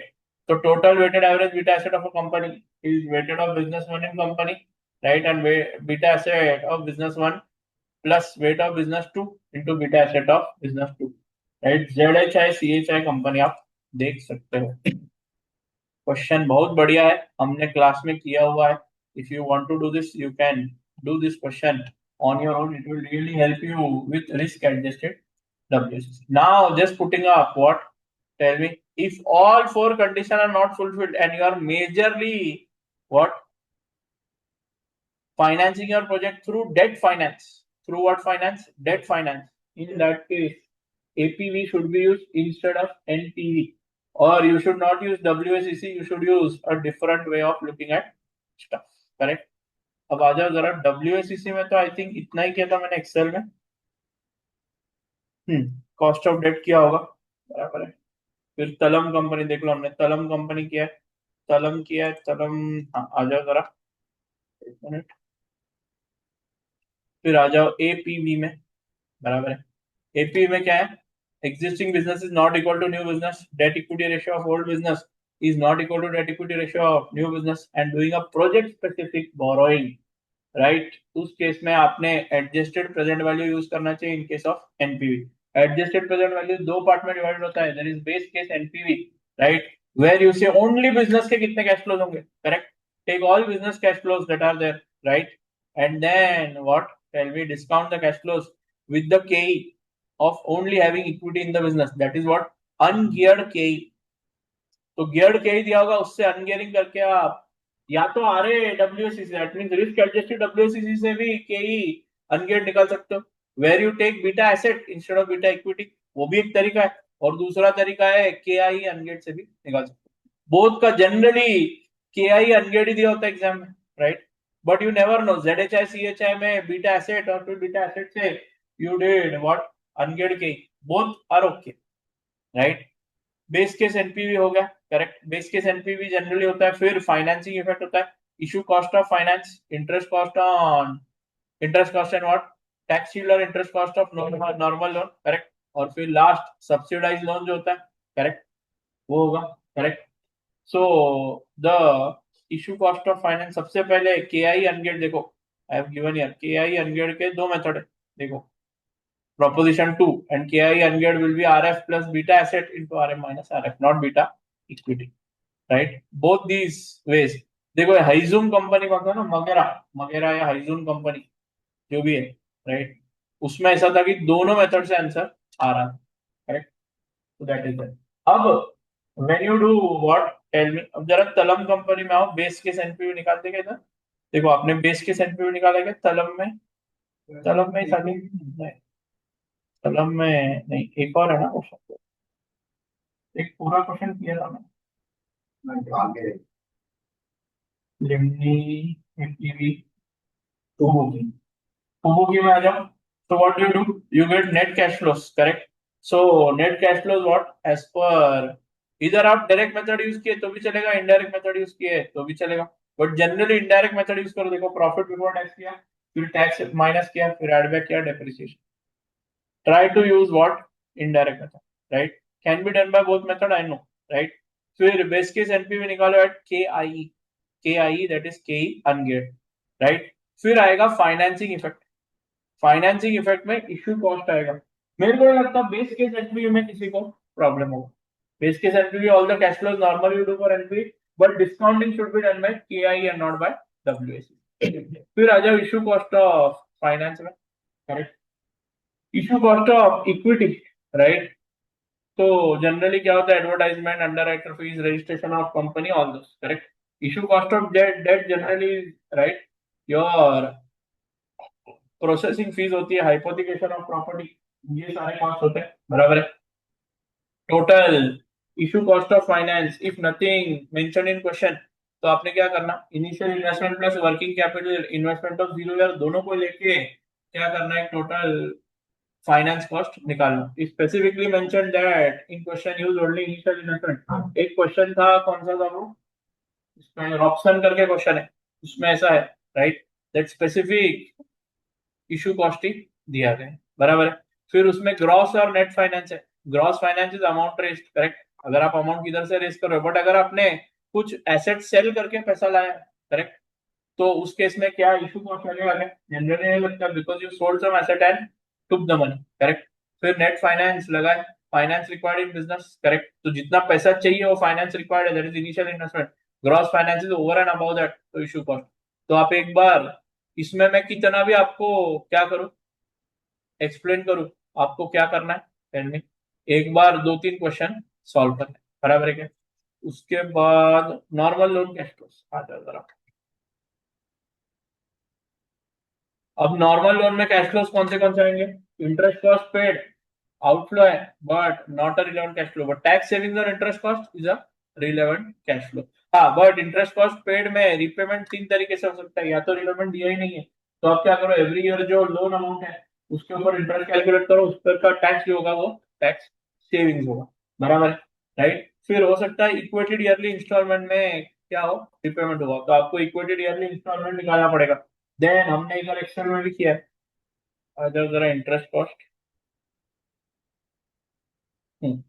Interest cost देखो, so what you will do, interest cost ये देखो, ये इधर no repayment और repayment at the end, तो in this case every year आप interest cost निकालोगे, tax savings निकालोगे, और फिर टैक्स सेविंग्स और इंटरेस्ट कॉस्ट उतना ही रिलेवेंट है, उतना ही कहाँ लेके जाओगे, tell me, in your financing effect. सबसे पहले इशू कॉस्ट, फिर ये, राइट, फिर चलो आगे पार्शियल रिपेमेंट अगर है, कुछ साल में बीच में रिपेमेंट किया हुआ है, तो इन दैट केस उस हिसाब से इंटरेस्ट लगेगा। जनरली इंटरेस्ट ओपनिंग बैलेंस या क्लोजिंग बैलेंस में लगेगा, ऐसा वो लोग बोलते हैं कुछ कुछ क्वेश्चन में, वहां ध्यान रखना। इक्वल रिपेमेंट है तो सबसे पहले आपको क्या निकालना पड़ेगा, ईएमआई निकालना पड़ेगा, फिर ईएमआई का रीपेमेंट टेबल निकालना पड़ेगा कि कितना इंटरेस्ट है और कितना प्रिंसिपल है, उतना प्रिंसिपल से माइनस, ये देखो जो आपका ईएमआई है बराबर है, ये ईएमआई है, तो ये हर साल का ईएमआई, हर साल का 700,000 पूरे साल आउटस्टैंडिंग है, उस पर 49,000 का ब्याज लगेगा, राइट। 170,732 इज द ईएमआई है, करेक्ट। तो ये 149,000 170 में से माइनस होगा, जो भी रिमेनिंग होगा will be principal repaid, correct. And then loan outstanding is nothing but 700,000 minus this 121। ऐसा करके आपको हर साल का इंटरेस्ट ये निकालना है। मेरे को ना ही प्रिंसिपल से लेना देना है, ना ही मेरे को ईओआई से लेना देना है, ना ही मेरे को लोन आउटस्टैंडिंग से कुछ लेना देना है। मेरे को खाली एवरी ईयर 7% कैश से इंटरेस्ट से लेना देना है। ये लाइन पे मैं टैक्स शील्ड कैलकुलेट करूंगा और इस टैक्स शील्ड को मैं कहाँ लेके जाऊंगा, मेरे मेन आंसर में। फिर आएगा आपका क्या है, टेल मी, सब्सिडाइज लोन। आ जाओ जरा, सब्सिडाइज लोन का इंटरेस्ट आ जाओ, सब्सिडाइज लोन का इंटरेस्ट क्या बोलता है देखो जरा। Instead on irrelevant cash flow, interest जो पे कर रहे हैं आप वो इररिलेवेंट, बट अगर आपका 10% रेट है नॉर्मल और सब्सिडाइज 4% है, तो जो 6% का क्या है सेविंग्स है, that is the relevant cash flow, right.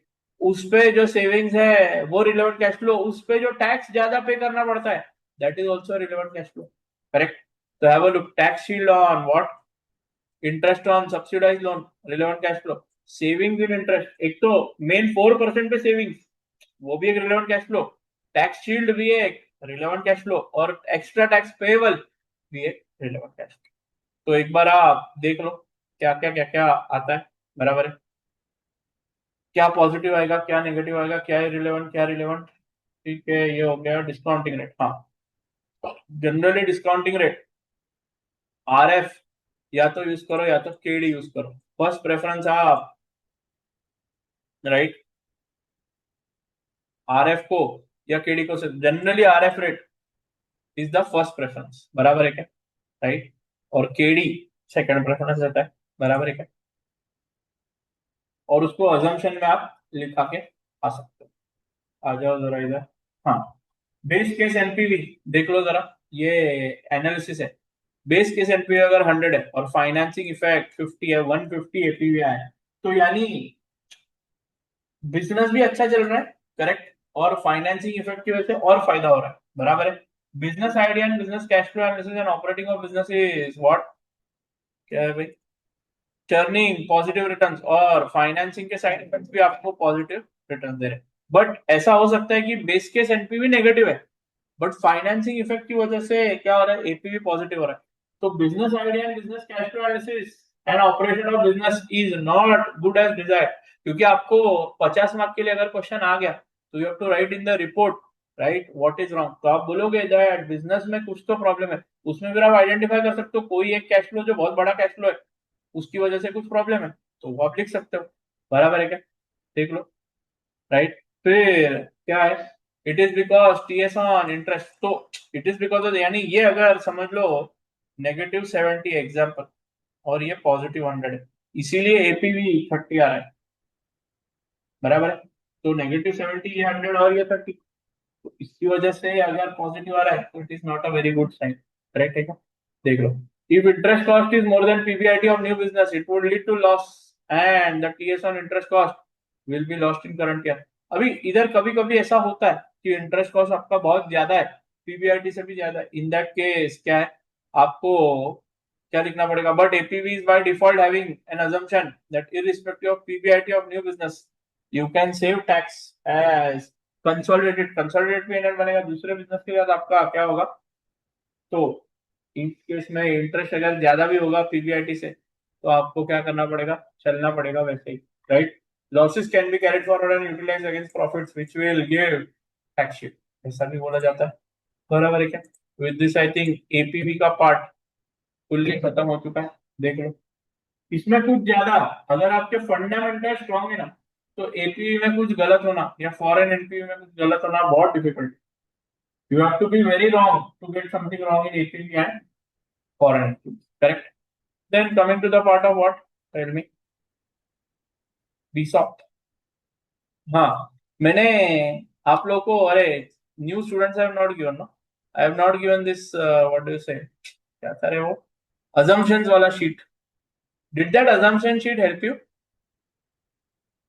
50 mark में 5 to 7 मार्क्स assumption का क्वेश्चन आता है क्या एवरीबॉडी? फेल नहीं. अंजलि आपको मालूम है वो क्या होता है? Tell me. है क्या अंजलि, क्या गई मालूम है? कार्तिक, यस. तो आपने किया है क्या assumption, एक जगह पे सब लिखे है क्या? बोलो. Yes, sir. ठीक है ना. हमारे पास सारे, हर एक, मतलब अगर आप बिजनेस वैल्यूएशन करेंगे तो, फॉरेन एंट्री करेंगे तो, एपीवी करेंगे तो, फिर क्या है वो, 2-3 और क्वेश्चन है उसमें भी अगर क्या है, राइट. हाँ, 5 to 7 पॉइंट्स उतने ही, 7 to 9 पॉइंट्स, 10 पॉइंट्स तक ठीक है, उससे ज्यादा मत लिखना. ठीक है. 5 to 7 मार्क्स को पूछ रहे, 5 to 7 मार्क्स के लिए कितने पॉइंट लिखे जाए, right.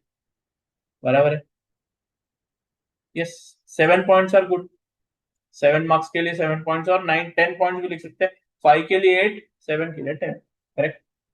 Then coming to option valuation, right. Basic option है एंड टाइप ऑफ ऑप्शंस. देखो जरा, दो तरह के बेसिक्स क्या है देखो जरा.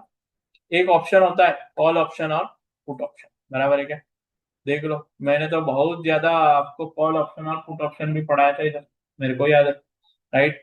कॉल ऑप्शन और put option gives you option to lapse the contract. Derivative instrument है. सारी चीजों की बात कल तो हो चुकी है. बराबर है क्या? देख लो यहाँ पे, I would like more of. Now tell me, calculating वो ND1, ND2, all that is important in exam, or identifying those values and putting it into the BSOP calculator is important. Tell me, याद करो, BSOP calculator में put करना important है. European American option याद है क्या? And option to bye और continue the और expand the business is call option. ज्यादातर मेरे को अगर आप पूछो तो एग्जाम में पुट ऑप्शन आने की शक्यता बहुत ज्यादा है. But if the examiner wants to have a very dangerous question in BSOP, correct, then he will do what? Tell me. He will go with call option. तो भी कॉल ऑप्शन के 3-4 question we have done together. बराबर है. Call option और put option. बराबर है क्या? देखो जरा, कॉल ऑप्शन, पुट ऑप्शन. हाँ, ये संजय जी बोलो क्या हुआ? सर जब हम पुट ऑप्शन का वैल्यू निकालते होते हैं तब प्राइस ऑफ फॉरगॉन एसेट, मतलब प्राइस ऑफ एसेट निकालने के लिए अपन वो वैल्यू लेते हैं ना, जो cash flows of foregone.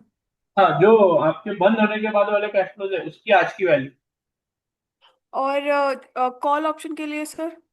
Call option के लिए इंटरेस्टिंग है. कॉल ऑप्शन में आपको दो ऑप्शंस के एनपीवी निकालने पड़ेंगे. बराबर है क्या? एक ऐड करके आ जाओ जरा, value of real option, delayed options. जाओ जरा, चलो ये रियल कॉल ऑप्शंस में क्या है देखो जरा. Company has a project of 4 years which it can start today and have following cash flow. देखो ये है, राइट. और इसमें जनरली नेगेटिव एनपीवी आ रहा था. बराबर है.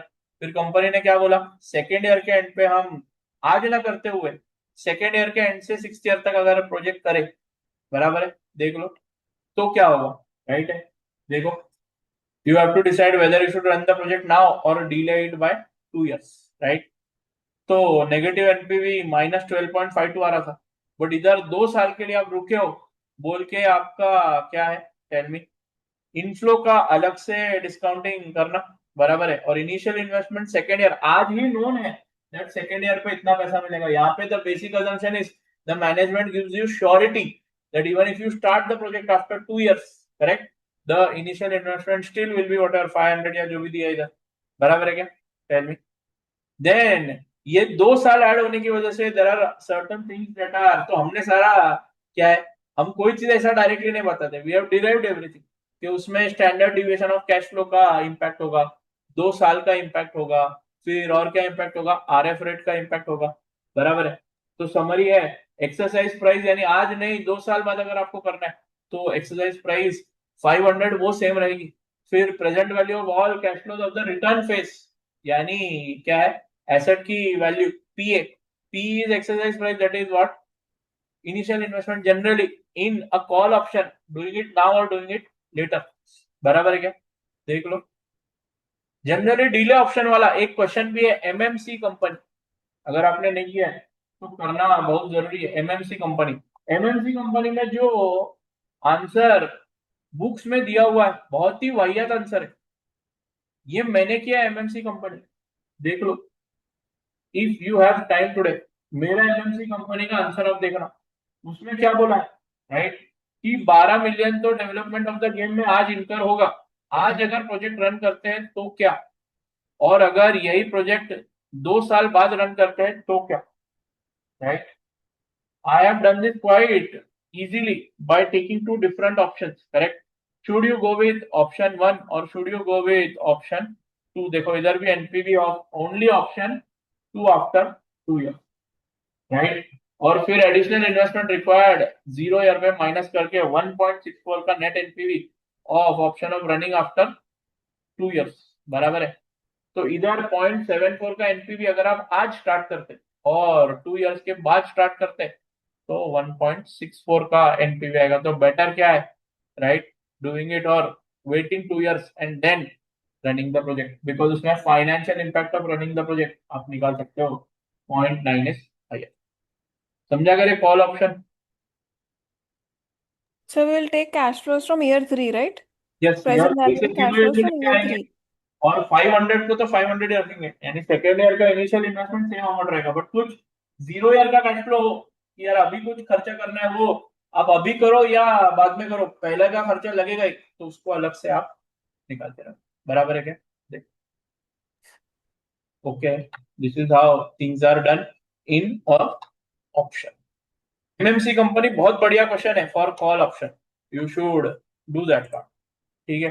फिर एक्सपांशन वाला जो है, अगर एक्सपांशन वाला आज तक एग्जाम में एक्सपांशन वाला आया नहीं है, ठीक है, तो एक्सपांशन वाला क्या होता है देखो जरा, आ जाओ, वैल्यू ऑफ ऑप्शन एक्सपांशन। तो आपने एक प्रोजेक्ट अभी रन किया जिसका एनपीवी नेगेटिव है, बट आप क्या है, company is an option to expand at the end of year 2 with initial investment of 300 and cash flow ऐसे है। तो ईयर 2 पे अगर आप इनिशियल इन्वेस्टमेंट करेंगे और यानी इन्वेस्टमेंट करना पड़ेगा, तो इस ऑप्शन को आप इंडिविजुअली क्या कीजिए, एनालाइज कीजिए, जैसा अभी एमएमसी में किया। फिर उस ऑप्शन का एनपीवी निकालिए, राइट, उसको जोड़िए ये ऊपर वाले एनपीवी में, बराबर है। तो नेट एनपीवी अगर नेगेटिव आ रहा है, करेक्ट, तो should you do the expansion, only do normal project. अगर आप नॉर्मल प्रोजेक्ट करें तो नेगेटिव एनपीवी, नहीं करे एक्सपांशन करे तो भी नेगेटिव एनपीवी, तो ये एक्सपांशन करो, राइट। तो पहले इंडिविजुअली अगर सिर्फ नॉर्मल प्रोजेक्ट रन करे उसका एनपीवी, फिर आगे जो 2 साल बाद वाला प्रोजेक्ट है उसका एनपीवी, फिर दोनों को जोड़ के कितना होगा, करेक्ट, एक्सपांशन में, राइट, और उन दोनों को कंपेयर। मैंने ऐसे आई थिंक ऑप्शन 1-2 कैलकुलेशन किए भी है, राइट, बट एक्सपांशन का क्वेश्चन मैंने बहुत एग्जाम में देखा नहीं, राइट। हाँ, आज करना है 2 साल बाद करना, यानी डिले का क्वेश्चन हमेशा आता है, राइट। पीए कैलकुलेशन मेथड देखो जरा, in cash flow and years is given directly, you find present value of FCF, correct, today MMC company question, right, और एक्सपेक्टेड या estimated NPV of the project after N year is given. हाँ, एक ऐसा भी आता है, देखो जरा, पीए फॉर ऑप्शन, एक कौन सा क्वेश्चन था, आई थिंक आई फॉरगॉट, एक अच्छा क्वेश्चन था, एस्टिमेटेड और expected NP of the project after N year is given and initial investment is given. तो एनपीवी नोन, ये नोन है, ये अननोन है, कौन सा था रे भाई, क्या नहीं, फर्लियन, फर्लियन कंपनी में एक ऐसा क्वेश्चन है, ये भी मेरे हिसाब से आप करके जाओ ऐसा मेरे को लगता है। फर्लियन और कौन सा था रे, फर्लियन ही था ये बार हमने फर्लियन कैलकुलेट किया ना। हाँ देखो, इसमें एनपीवी है, थर्ड ईयर का एनपीवी दिया हुआ है और थर्ड ईयर का इनिशियल इन्वेस्टमेंट, तो उसको आपको थर्ड ईयर से 0 ईयर पे लेके जाना पड़ेगा क्या, देख लो 15 मिलियन। आज फर्लियन कंपनी क्वेश्चन देखो, राइट, उसमें क्या दिया मालूम है क्या, 3 साल के बाद वाला एनपी, यानी आज मैं नहीं कर रहा हूँ, after 3 years if I am doing something, third year के एंड पे उसका एनपीवी क्या होगा वो दिया हुआ है, so that NPV you have to bring to 0 year, बराबर है क्या, देख लो। और फिर आपने क्या करना है उसके, यानी उससे आपको क्या मिलेगा, present value of future cash flow मिलेगा, बराबर है। उसको फिर आपको यूज करके क्या करना पड़ेगा, tell me, you will have to do the calculation. बढ़िया क्वेश्चन है फर्लियन, यू शुड डू इट, ठीक है। उसके बाद real option, put option, put option तो बहुत सिंपल है भाई, put option is very simple and straightforward. क्या है सर, एक प्रोजेक्ट है, आज रन करोगे positive NPV, but third year में क्लोज करके घर चले जाओगे तो आपको पैसा मिलेगा, बराबर है क्या? तो आपने फुल प्रोजेक्ट रन किया versus start and then close the project, right? Today only you know how much money will get at the end of 3 years, तो you give standard deviation T वगैरह आरएफ वगैरह सब कुछ मिल गया, वो की इन करके एनपीवी निकालो, बराबर है क्या? Right? No closing full project, right? और क्लोजिंग प्रोजेक्ट क्या है, टेल मी। आप यहाँ पे 85 यानी इसका एनपी उन्होंने 83.81 निकाला। मोस्ट ऑफ द क्वेश्चन में एसीसीए ने दोनों ऐड किया, करेक्ट? जो सही नहीं लगता है मुझे, करेक्ट? मेरे हिसाब से ऐसा है कि यही डिसीजन हो जाना चाहिए, राइट? कि जो आंसर आया है, या 3 साल तक चलो या तो पूरा एंड तक करो। और जब यहाँ पे आप पीए कैलकुलेट करते हो ना, PA is present value of cash flow as of today lost due to closure of business, that is this cash flow after the closure of business, that is in the case cash flow of year 4 and 5, क्योंकि third year में close हो चुका है। और ये assumptions आप एक बार go through कर लो, ज्यादा इसमें कुछ मेरे को टेंशन वाला लगता नहीं। फिर एक मिनट थ्योरी में आ जाओ, थ्योरी में अपना ये वाला पार्ट डिविडेंड डिसीजन में आ जाओ जरा, डिविडेंड कैपेसिटी पे आ जाओ। हाँ, डिविडेंड कैपेसिटी और कुछ नहीं, एफसीएफई अप्रोच है। अब मेरे को एफसीएफई अप्रोच मतलब क्या, ये देखो मैंने निकाला हुआ है, राइट? सबसे पहले sales minus variable cost contribution minus fixed cost gives you minus depreciation gives you operating expense और interest and tax PBIT minus interest on debt करना ही पड़ेगा बिकॉज़ इधर एफसीएफई करने का profit before tax minus what tax at whatever rate then gives you profit after tax, add back depreciation, immediate operating cash flow after tax, any dividend received from other companies का हमेशा working note बनाना पड़ता। फिर you have gross free cash flow to equity, correct? and any sale of NCA, purchase of NCA, major capital expense, new equity सब कुछ करके और working capital investment करके you will get your free cash flow to equity। इसमें सारा सब कुछ deduct कर देना, बराबर है क्या? राइट? फिर generally debt raise can not be part of, हाँ क्योंकि इधर डेट का कैश फ्लो नहीं आएगा, बराबर है। फिर dividend received from other company, lower local companies होगा तो जो आया वो ले लो, बट अगर फॉरेन कंपनी से आया तो क्या करना? अरे क्या हो रहा है?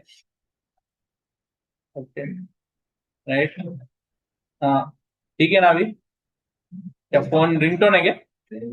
तो ओके ओके, तो डिविडेंड रिसीव्ड, करेक्ट, तो माइनस द एक्स्ट्रा टैक्स, तो अभी उसमें क्या होगा, अगर आपका पूरा का पूरा टैक्स आया वहां से प्रॉफिट जो आएगा, करेक्ट, वो पूरा का पूरा 100% आ रहा है, correct, there is no what withholding tax नहीं है। अगर कुछ विथ होल्डिंग टैक्स है तो माइनस करके डिविडेंड रिसीव्ड, और उस पर जो भी एक्स्ट्रा टैक्स पेएबल होगा ऑन फॉरेन प्रॉफिट्स वो माइनस होके आपके हाथ में नेट डिविडेंड आएगा। इसका हमने क्वेश्चन किया हुआ है, देखो जरा, डिविडेंड जो भी आप पे कर रहे हो परसेंटेज, करेक्ट, उस पे पहले क्या होगा, जो भी प्रॉफिट जिस कंपनी का, यानी फॉरेन कंपनी है, ये मेन कंपनी है, फॉरेन कंपनी का जो प्रॉफिट आएगा उसका कितना परसेंट वो डिविडेंड बोल के पे करेगा, इधर प्रॉफिट आफ्टर टैक्स लोगे आप, बराबर है, profit after tax into dividend percentage into with holding tax, अगर 10% है तो 90% रेमिट होगा। यानी देखो यहाँ पे 51 मिलियन इंटू, यानी 85 का 60%, 51 मिलियन रेमिट हो रहा है, इसका 90% ही आगे जाएगा क्योंकि 10% विथ होल्डिंग टैक्स है, 45.9 आया। इसमें से माइनस क्या होगा, जो आपका ये प्रॉफिट बिफोर टैक्स है उस पे जो एक्स्ट्रा टैक्स अगर यहाँ पे हो रहा है, यानी प्रोजेक्ट ए का अगर 15% रेट है और इधर 35% रेट है तो एक्स्ट्रा 20% टैक्स पे होगा, वो माइनस होगा, राइट? उसमें फिर आपने अगर देखा होगा डिविडेंड कैपेसिटी में 1 2 3 क्वेश्चन आए थे, याद हो तो, एमएनसी में, राइट, कि ट्रांसफर प्राइसिंग चेंज होने के बाद ऐसा होगा वैसा होगा, 2 3 क्वेश्चन है जितना मुझे याद है, राइट? आई थिंक लिमनी में था या किसमें था, लिमनी में ही है या लामरी में है, लामरी में है। देखो ये मैग्नोलिया, और ये याद हो तो T is proposal is expected, T is proposal not accepted, याद है? वो एक टैक्स एथिक बोर्ड था, उसने बोला था कि भाई एक कोई कंट्री है जहाँ पे 40% टैक्स रेट है, आप क्या कर रहे हैं वहां पे कोई भी प्रॉफिट टैक्स नहीं कर रहे, वहां का सारा कॉस्ट पे ही दूसरे को ट्रांसफर प्राइसिंग पे क्या कर रहे हैं, ट्रांसफर कर रहे हैं, राइट? तो इधर कोई प्रॉफिट 40% में रख रहे नहीं, जहां कम रेट है वहां पे आपने प्रॉफिट रखा हुआ है, राइट? तो वो चेंज करके अगर आएगा, और इसमें एक पार्ट था जो आपका investment in non current asset के बैलेंसेस निकालने का पार्ट, याद है क्या? बढ़िया पार्ट था वो, एक बार क्या करो, चेक करो, मैंने ये पूरा करवाया है, राइट। एक बार कौन सा लामरी कंपनी और लिमनी कंपनी दोनों आप करते हैं, ठीक है। आइमोनी क्यों किया जा रहा है? आइमोनी भी क्या है, फॉरेन ऑपरेशन है। हाँ, आइमोनी भी आप कर सकते हो। एक आइमोनी कंपनी बोल के क्वेश्चन है, स्टडी आपका है, कर सकते हो आप, वो भी good question for foreign NPV, ठीक है। चलो, उसके बाद विद दिस आई थिंक जो पार्ट आज डिसाइड किया था, फाइनेंसिंग डिसीजन ले लो फटाफट, आ जाओ। फाइनेंसिंग डिसीजन में हाँ, कल हुआ क्या? कल कर लिए थे, कर लिया था। Okay, ICO STO Islamic finance भी हो गया था। सब हो गया था। चल, रिमाइंडर, ओके, रिमाइंडर थियरी 1, वो तो मेरे को ना कभी कभी मन होता है कि वो कुछ करना ही नहीं, ठीक है। वो आपको रट के जाना है, मैं कितना भी कुछ भी करो, आपको क्या है, आपको वो याद ही रखना है, कोई ऑप्शन ही नहीं, ठीक है। और इधर का एक भी क्वेश्चन मेरे को ना ऑनेस्टली एट दिस, मालूम नहीं, हम लोग शायद ज्यादा ओवर कॉन्फिडेंट है हमारे बच्चे, बट मेरे को नहीं लगता, आप मेरे को बताओ क्या है, मेरे बच्चे है क्या, अथर्व है और कौन है, अल्तम अशौरी है, अरे ये कार्तिक है, विजुअल है, शाहिल है, सच में बताओ एपीवी फॉरेन एंट्री आपको कोई प्रॉब्लम है क्या, ऑनेस्टली बताओ, क्या लगता है अथर्व? सर बस बिजनेस वैल्यूएशन समझ जाए, बाकी फिर लाइफ सेट है। वैल्यूएशन का और क्या है, रिकंस्ट्रक्शन का पार्ट, राइट। देखो, सर वही सर, बिजनेस वैल्यूएशन और रिकंस्ट्रक्शन, और बिजनेस कुछ नहीं। वैल्यूएशन और रिकंस्ट्रक्शन, इसलिए उसको कर रखा है ताकि एकदम फ्रेश रहे आपके दिमाग में। तो आज तो हम लोग रिकॉर्ड टाइम में 1.5 आवर में क्या कर लिया। आप एक बार आज अभी क्या करो, टाइम है आपके पास कल तक शाम तक, सारे क्वेश्चन जो मैंने बोले, आइमोनी कंपनी, फिर कौन सा बोला, जेडएचआई सीएचआई का जो रिस्क एडजस्टेड डब्ल्यूसीसी वाला पार्ट है, एक आप कर सकते हो चुमारा कंपनी, अच्छा क्वेश्चन है, बराबर है। और तलम कंपनी कर, नहीं, फुबू की कंपनी कर सकते हो एपीवी के लिए, रॉबसन कंपनी कर सकते हो एपीवी के लिए, ठीक है। एक बार सारा चेक कर लो, if you still have any doubts, right, तो मुझे लगता है कि आप कल पूछ सकते हो, राइट। हाँ, अरे हो जाएगा कार्तिक, तेरा हो जाएगा, टेंशन मत लो। कार्तिक पिछले एग्जाम में फ्रीज हो गया था, है ना कार्तिक? कार्तिक एग्जाम दे रहा था और फ्रीज होता है, होता है कभी कभी ऐसा, मेरे साथ एक पेपर में ऐसे हुआ था, सीए फाइनल के पेपर में, राइट, कि मैं बैठा था पेपर में, ठीक है, मैं बहुत एक्साइटेड था अबाउट द पेपर कि मेरे को सब कुछ आता है, सब कुछ आता है, राइट। इट टर्न्ड आउट कि उस एग्जाम में 65 मार्क्स का अननोन आया था, तो मैं बहुत एक्साइटेड था, मेरे को सब आ रहा है, राइट, बट मेरी प्रैक्टिस कम थी और प्लस 65 मार्क्स, तो यू अंडरस्टैंड, अगर ऐसा पेपर आ गया, you are in the exam, अब paper comes where 65 mark is unknown, हो सकता है everybody, whoever is new for the class also, ठीक है, जैसे जसराज है या ऋषिका है, हो गया ऐसा बेटा, क्या करोगे एग्जाम में, हो गया, चलो 65 मार्क का बाहर से ही आया, सबसे पहले तो क्या सोचने का मालूम है क्या, तुम्हारे लिए बाहर से है ना, तो पूरी दुनिया के लिए बाहर से,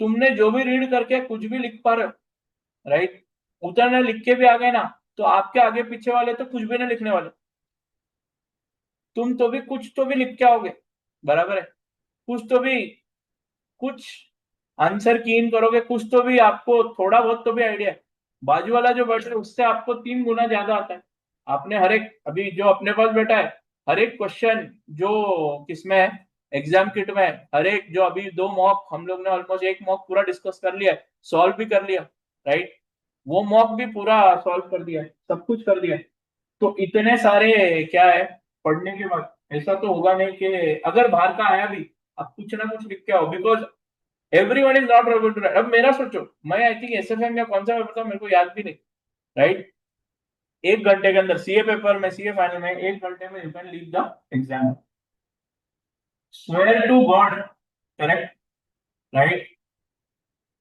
कि मतलब मैं आपको बोल रहा हूँ 1 घंटे में 80% क्लासरूम उठ के चला गया,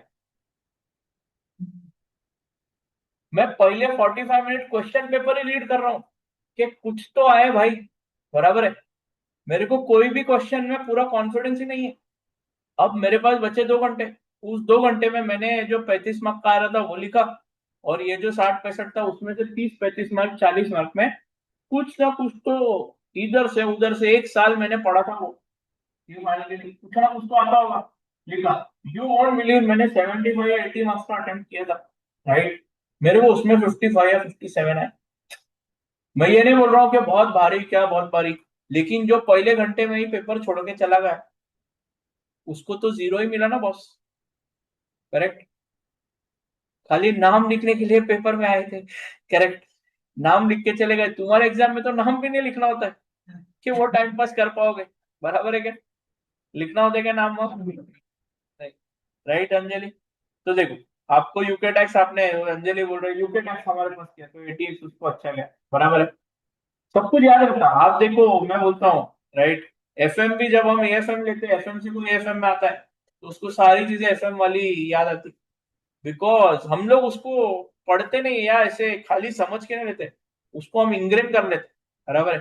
क्वेश्चन सॉल्व करो, ये करो, दिमाग खाऊंगा 50 बार, बुलाऊंगा 10 बार। अभी ये बच्चे इतने, ये भी जो अथर्व आया है, कितने अथर्व कितने घंटे बैठे हो आप क्लास में, मेरे को बताओ।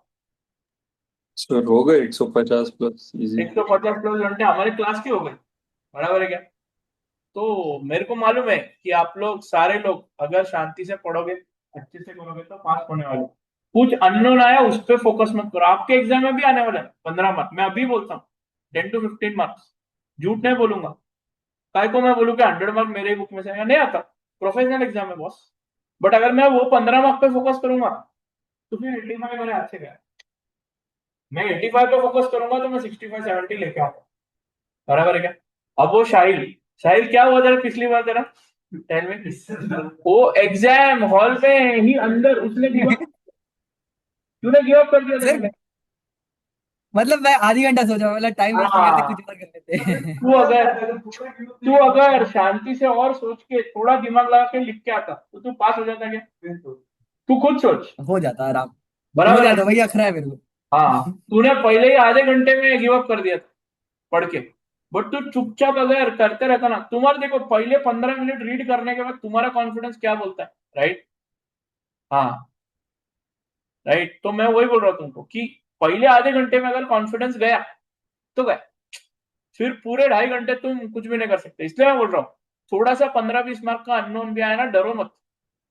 जब आप ग्रेजुअली पेपर करोगे ना, आपको वो अननोन भी, अरे हाँ ये ऐसे कर सकते हैं, वो वैसे कर सकते हैं, आपको क्लिक होगा। बट अगर आपने पहले आधे घंटे में गिव अप कर दिया तो फिर you cannot recover from that. ये मेरा, अब मैं भी गिव अप कर सकता, 1 घंटे में घर चला जाता, राइट, खाना वाना खा के जल्दी पहुंच जाता घर, राइट, कर सकता था। But I did not do it. There is a logic to it ना, वो करने में लॉजिक कोई बनता नहीं, राइट। क्या बोलने वाले घर वाले कि यार क्यों पेपर नहीं, मेरे डैड होते तो मेरे डैड वही बोलते कि लिखता उधर, रुकता लिखता, गिव अप करने का कोई जरूरत नहीं था, राइट। एंड तक लड़ो, लास्ट मिनट तक। मेरे को बहुत बच्चे आते हैं कि जल्दी निकल के आ गए सर, मेरा आधा घंटा पहले पेपर हो गया, राइट। उसमें 60% ऐसा रहते कि जिन्होंने कॉन्फिडेंटली पेपर किया था, 40% तो बाजू वाला निकल के गया। ये बाजू वाले ने लिखना बंद कर दिया, मैं भी लिखना बंद कर दिया, क्यों? उसका होगा तो मेरा क्यों नहीं हुआ? अरे ये सब एग्जाम में सोचने वाली बात ही नहीं है। टाइम कैसे मिलता है, बाजू वाला क्या करता है वो देखने को। मेरा खुद का एफएम पेपर था। अब मैं जब पहली बार एफएम लिखा था मेरे लाइफ में, मैं पहली बार सीए में इतने फेलियर और इतना अंडर कॉन्फिडेंट था हर पेपर में, पहली बार मेरे लाइफ में बहुत कॉन्फिडेंट था अबाउट द पेपर। बट फिर भी मेरे को डर लग रहा था कि मेरा 20 मिनट पहले हो गया था। मैंने सारा पेपर वापस चेक किया, फिर एंड में बोला यार 20 मिनट ऐसा बैठा रहा, उससे अच्छा थियोरी लिखता हूँ। कुछ ना कुछ थियोरी इधर उधर से एक एक पॉइंट, एक एक दो दो पॉइंट मैंने याद करके लिखे, सारे एमसीक्यू 2 बार चेक किए। अगर आपका हो गया, होगा तो नहीं। एएफएम अगर आपने पूरा सब्जेक्ट अगर किया हुआ है, 100 मार्क का पेपर आता है, तो कोई माइका लाल में उतना दम है नहीं कि पूरा 3 घंटे के पहले उसको खत्म कर पाए। तो वो तो कभी मत करना। कल अपन आपका जो भी बिजनेस वैल्यूएशन और इसका वाला रिकंस्ट्रक्शन वाला पार्ट एक बार रिवाइज करेंगे। उसके बाद I will tell you how to handle the paper, timings वगैरह, कितना क्या टाइम लगना चाहिए, वो टाइम के हिसाब से ही आप बैठो, ठीक है। And keep an I on the time remaining, क्योंकि आपको घड़ी पहनने को अलाउड नहीं है इन द एग्जाम। या तो आपके यहाँ घड़ी होगी तो, नहीं तो एग्जाम स्क्रीन पे टाइमिंग रहता है, उस पर पूरा फोकस रखना। अगर आपने पहले क्वेश्चन में अटक गए, अभी बोल रहा हूं, तो दूसरे 2 क्वेश्चन कंप्लीटली आप क्या हो जाओगे, ब्लैंक हो जाओगे। अभी बोल रहा हूँ, तो पहले क्वेश्चन को आपको टाइम बराबर करना पड़ेगा। तो कल वो टाइम आपने क्या टारगेट रखना, किस हिसाब से टाइम देखना, वो भी कल डिस्कस हो जाएगा। ठीक है, चलो then guys। हाँ वैसा ही होता है, हमको मालूम है ऐसा। पहले क्वेश्चन देख के हालत कराओगे कि फिर आगे का हाँ तो अब तुम, अरे तो लॉजिक तो क्या है यार, अंजलि अंजलि बोल रही है कि लॉजिक्स उसको परफेक्टली नहीं पता है, इसने हमारे पास क्लास, उसने सेल्फ स्टडी किया है। ठीक है, हाँ इतना डिटेल में हम जाते हैं राइट, के आपको कुछ करना ही नहीं पड़ेगा राइट। चलो okay then, we have done this in record time today right. Sir हाँ सर एक बोल, आध डाउट भेजा था मैंने, वो आप देख चेक कर लेना देख व्हाट्सएप में। चलेगा। सर ओके मेरा भी एक मैसेज बस देख यस, लेना। हाँ तेरा पेपर है ना। हाँ मुझे उस थ्योरी बता दो उसका, बाकी सब तो हो गया। यस ओके बेटा, थैंक यू सर। बाय।